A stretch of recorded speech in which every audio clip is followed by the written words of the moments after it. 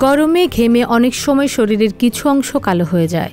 ওইসব জায়গায় টক দইয়ের সাথে হলুদ মিশিয়ে সেই মিশ্রণটি কিছুক্ষণ রাখুন। শুকিয়ে যাবার পর ঠান্ডা পানি দিয়ে ধুয়ে ফেলুন।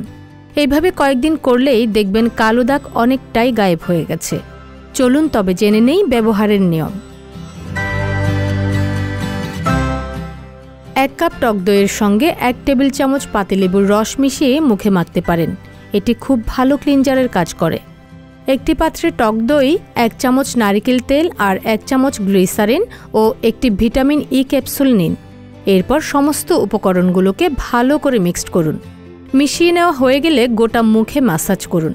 এরপর খানিকটা অপেক্ষা করে ধুয়ে ফেলুন।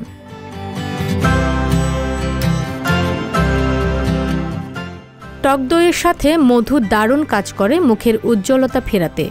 একটি পাত্রে 1 চামচ টক দই আর 1 চামচ মধু ভালো করে মিশিয়ে নিন।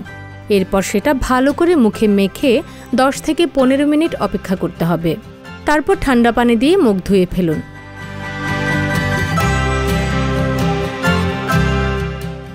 যদি একবার টক দই মুখে ব্যবহার করার পর জ্বালা বা ব্যথা অনুভব করেন, তবে চিকিৎসকের পরামর্শ নিন। রুমি প্রভা, সংবাদ প্রকাশ। সংবাদ, ফিচার ও অনুষ্ঠানের জন্য ভিজিট করুন সংবাদ প্রকাশের ওয়েবসাইট এবং যুক্ত থাকুন ফেসবুক পেজ ও ইউটিউব চ্যানেলের সঙ্গে।